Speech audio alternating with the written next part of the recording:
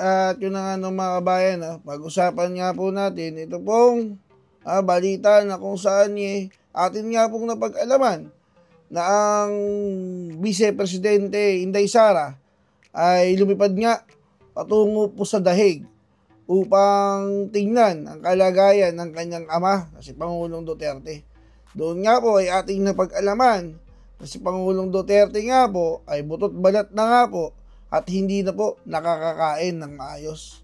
Ngunit sa kabila ng balitang ito ay nandito pa rin po itong si PCO spokesperson Claire Castro upang bumanat sa ating Vice Presidente. Mantakin mo mga kabayan, kanya pong sinambulat na ito daw pong si Pangulo o si Vice President Inday Sara ay nagbabakasyon lamang dyan sa Dahig. Ibig sabihin mga kabayan, para po dito kay Claire Castro, si Vice Presidente ay nagpapasarap po sa buhay. Kung hindi ka naman po isa't kalahating engot, hindi mo ba alam yung mga balita? Sa inyo na nga rin po nanggaling, di ba? Ang Pangulo ay butot balat. May sakit. Hindi na po nakakakain. Natural po, dadalawin po yun ng anak niya. Hindi para magbakasyon sa Dahig, Madam, Miss Claire. Kundi para tignan ang kalagayan. Saan ka ba naman nakakita na, di ba? Nagpunta nga doon, dito sasabihin mo, nagbabakasyon. Di ba? Ang pinapalabas mo, nagpapasarap sa buhay, hindi nagtatrabaho. Attorney kang naturingan, pero engot ka. Wala kang puso. Sana hindi mangyari sa iyo yung ginagawa mo sa ibang tao. Malamang sa malamang, hindi natutuwa yung Pangulo sa pinagsasabi mo Meron sigurong ibang tao ang nag-uutos sa'yo para gawin yan. Napakatindi. Hindi na po ugali ng normal na tao yan Alam niyo po papaalala ko lang po sa inyo si Pangulong, yung kasawa po ni Pangulong Marcos Sr., si Madam Imelda. May mga kaso po yan. Nakakasuhan po yan. At may verdict po ng guilty. Pero ano po ang sinabi noon ni General Albayalde noon? Na sinabing kukunin po ba? Ikukulong si Madam Imelda. Ano po sabi ni General Albayalde? Huwag naman, matanda na Di ba? Ilang taon na lang natitira sa buhay. Kukulong mo pa. Sipin mo yun mga kabayan Dahil nga po sa matanda na, naisip po ni General Albayalde na huwag na ipakulong. Nakakaawa nga naman Pero itong isang to, tago natin sa pangalang Auntie Claire, walang puso. Sipin mo, pinuntahan ng anak, yung tatay niya, sa Dahig para bisitahin at para alamin kung ano yung kalagayan. Sasabihan mo, nagbabakasyon,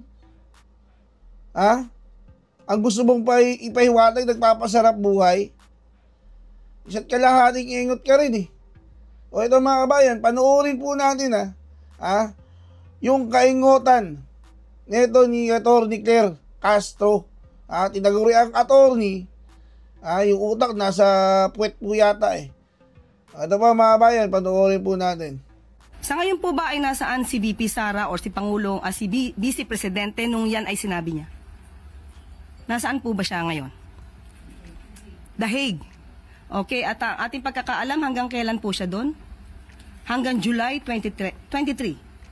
So, yun lamang po. Tandaan po natin, ang Pangulo po, aksyon, hindi bakasyon. Anong bakasyon ang sinasabi mo, di ba? Hindi mo ba alam ang sitwasyon ngayon ng dating Pangulo at nung kanyang anak, di ba? Kahit siguro sino pa ito, simpleng tao. Kahit siguro masama ang loob mo dun sa tao na yun, pero pag alam mo na yung kanyang ama ay hindi maganda ang kalagayan, lalo na kung kalusugan at matanda na, hindi ka siguro magbibitaw ng ganitong mga salita. Halimbawa, ikaw, ang tatay mo ay nakulong sa isang malayong lugar, kahit siguro anong gagawin mo, tapos nabalitaan mo na butot balat, hindi makakain, pupuntahan mo talaga doon, di ba? Hindi ka pupunta sa dahig para magbakasyon. Nabalitaan mo na ang tatay mo ay butot balat at hindi kumakain at naghahabili na nga, bakasyon ba ang maitatawag mo doon? Hindi ba kapag ka ito'y narinig ng mga ibang tao na baka nga ngayon inaawa na sa dating Pangulo, ay lalong magalit sa inyo, Attorney Claire Castro, dahil ang ibig nating sabihin dito, dapat pakaingatan natin ang pagbibitaw ng mga salita, lalo na at ang inire-represent mo ay ang Pangulong Bongbong Marcos. Natutuwa kaya ang Pangulo sa'yo, Attorney Claire, sa ginagawa mong ito? O merong ibang taong natutuwa? Hindi ba? Pero ako, bilang mamamayang Pilipino at isa sa nagbabayad ng buwis na ginagastos para sa inyo, mali. Mali po ang approach na ganyan. Ang binabanggit ko ay hindi ba pala tumitigil sa palitan ng patut sa dahan ang Pangulo at ang pangalawang Pangulo. Kasi nauna, kung di ako magkakamali kahapon, binanggit na ng Pangulong Bongbong Marcos yata ito sa kanyang vlog na itigil na natin ang pamumulitika, itigil na natin ang bangayan, itigil na natin ang away. Ito po ang sagot naman ni BP Inday Sara. At mamaya ang tugon ni Attorney Claire Castro. Pakinggan po natin muna ang tinig ng pangalawang Pangulo ng bansa. Siguro tumingin siya sa salamin, no? Pag sinasabi niya yung stop na ang pamumulitika kasi sila yung namumulitika. Ang ginagawa lang namin lahat ay sumasagot kami, di ba? Okay, ikaw isang biktima ka din. Dahil you are known to be an ally and a very close lawyer of President Duterte. So, wala naman kami ginagawang atake. Sa amin lahat ay sagot at depensa.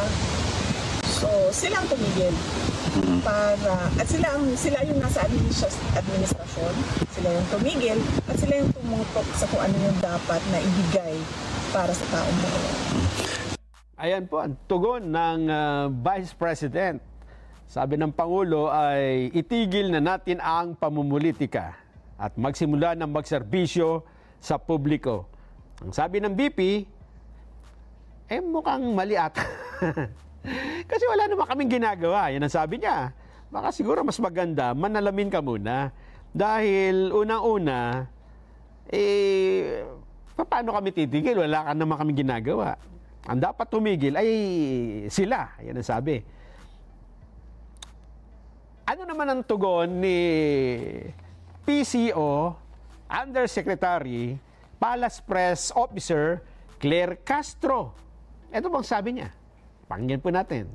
Sa ngayon po ba ay nasaan si VP Sara or si Pangulong, si Vice Presidente nung yan ay sinabi niya?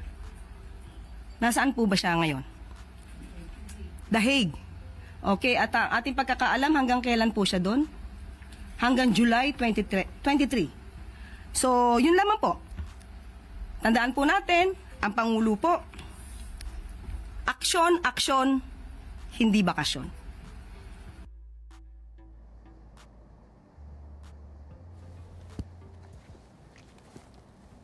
Oh, ayan.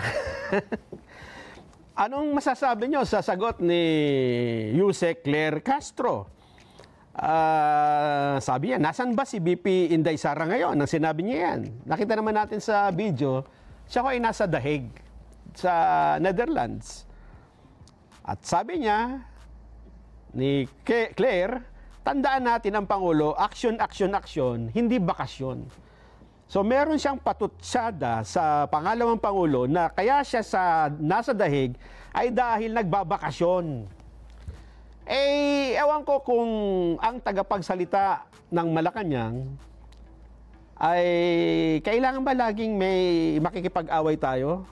O mas maganda ay madagdagan ang mga taong humahanga sa presidente at yung mga dati nating hindi sumusuporta, hindi sumusuporta sa presidente, hindi ba dapat sa halip na tinataboy mo sila, ay ikaw pa yung nagiging daan para ilapit mo ang Malacanang at maintindihin nila ang When it's gotta be this clean, it's gotta be you. Uni-Oil. Hindi yung parang makikipagbardagulan ka, hindi ba? Pero kami na nga ho nagsabi, on the first day ni Jose Claire Castro sa Malacanang, ay na ho talaga ang kanyang trabaho. Yes, mang-asar, ayoko kasi yung attack dog eh. Kasi, yun ang lumalabas. Mang-atake na mang-atake. Bakit ko naman nasabi yun? Mali ba yung sinabi ni Claire Castro? Number one, mga kababayan, una, sino ba naman ang hindi nakakaalam kung bakit nandun si Inday Sara sa dahig? Ito pa mga babayan ay regardless kung sino, ha? Halimbawa, ikaw, ang tatay mo ay nakulong sa isang malayong lugar. Halimbawa, hindi lang dito sa ibang bansa, hindi sa ICC. Sabihin na natin dyan sa bandang Ilocos Norte. Kung ano man kadahilangan, ikaw ay nasa Maynila, kahit siguro anong gagawin mo, tapos napalitaan mo na butot balat, hindi makakain, pupuntahan mo talaga doon, di ba? Hindi ka pupunta ng Ilocos Norte para magbakasyon. Hindi ka pupunta sa dahig, nabalitaan mo na ang tatay mo ay butot balat at hindi kumakain at naghahabili na nga, bakasyon ba ang maitatawag mo doon? Hindi ba kapag ka ito'y narinig ng mga ibang tao na baka nga ngayon inaawa na sa dating Pangulo, ay lalong magalit sa inyo, Attorney Claire Castro, dahil anong bakasyon ang sinasabi mo, di ba? Hindi mo ba alam ang sitwasyon ngayon ng dating Pangulo at nung kanyang anak, di ba? Kahit siguro sino pa ito, simpleng tao, kahit siguro masama ang loob mo dun sa tao na yun, pero pag alam mo na yung kanyang ama ay hindi maganda ang kalagayan, lalo na kung kalusugan at matanda na, hindi ka siguro magbibitaw ng ganitong mga salita. Ang ibig nating sabihin dito, dapat pakaingatan natin ang pagbibitaw ng mga salita, lalo na at ang inire-represent mo ay ang Pangulong Bongbong Marcos. Natutuwa kaya ang Pangulo sa'yo, Attorney Claire, sa ginagawa mong ito? O merong ibang taong natutuwa? Hindi ba? Pero ako, bilang mamamayang Pilipino at isa sa nagbabayad ng buwis na ginagastos para sa inyo, mali. Mali po ang approach na ganyan. Hindi ho tayo magkakasundo pag ganyan. Hindi ba? Hindi ba? Alam mong nasa hindi magandang kalagayan ang tatay noong sinasabihin mo, sasabihin mo pang nagbabakasyon. Anong puso meron ka?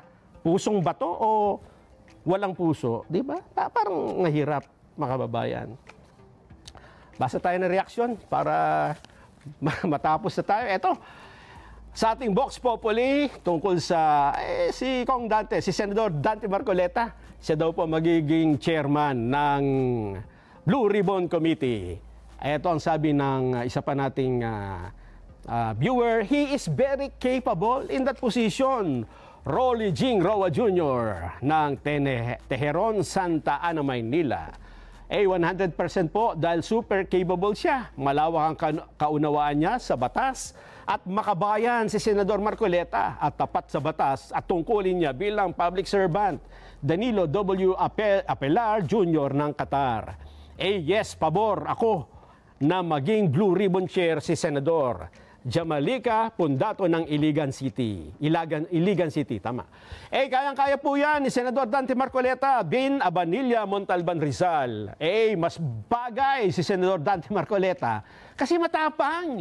Jerry Caberte, Maramag, Bukidnon. Opo, si Senador Marcoleta po talagang dapat na nandyan. Miguel B. Tapia ng Quezon City. Po, kayang-kaya ni Senador Marcoleta yan dahil isa siyang abogado, Ricardo Cruz ng Los Baños, Laguna. Po, bagay po sa kanya, Guillermo Macapagal ng London. Kayang-kaya ni Senador Marcoleta na gampanan, Josepina Binluan, London, England. B, wag na po. Sana ang hawakan niya yung DOE kasi siya lang ang magpupus para maibaba ang kuryente. Siya ay Esquillo ng Las Piñas City. Para malaman natin ng totoo sa mga tiwali sa gobyerno, Antonio Delfonso, Legazpi City, Albay. Kaya nyo po yan ni Senador Marcoleta. Bagay siya para magkaroon ng lunas ang mga tiwaling opisyal. Arlisa Cañete ng Singapore. Resulta na po tayo ng ating Vox Populi. Ang tanong natin sa araw na ito, pabor ba kayo na maging chairperson ng Senate Blue Ribbon Committee? Si Senador Dante Marcoleta. Ang nagsabing oo, 95% ang nagsabing hindi na. Doon dapat sa Department of Energy, Energy Committee, 5%. 95 plus 5, 100%. Yan na po ang kabuuan ng ating programang Saganang Mamayan, programang paborito ng bayan. Di ba mga kabayan, sino ba namang hindi maiinis? Diba? Sa mga pinagsasabingan ni Atty. Claire Castro, imbis na pagbuklodin mo ang mga mamamayang Pilipino, imbis na matuwa ang mga tao sa sasabihin ng spokesperson ng Pangulo, lalo maiinis Pinag-aaway-aaway mo talaga Hindi mo tularan yung spokesperson ni BP Inday, trabaho lang. Pinapaalam lang kung anong ginagawa ng Vice Presidente. Walang dagdag, walang bawas. Ikaw, sarili mong opinion Tapos pag sinisita ka, sabihin mo fake news na naman. Di ba? Ewan ko na siguro, pati yung mga nakikinig sa'yo, mga nakasubscribe sa'yo, engot din. Isang malaking engot din siguro. Hanggang dyan na lang po mga kabayan, at huwag nyo nga pong kalimutang hit and like at subscribe button para updated kayo sa mga uploads ko araw-araw, kabayan. Paalam.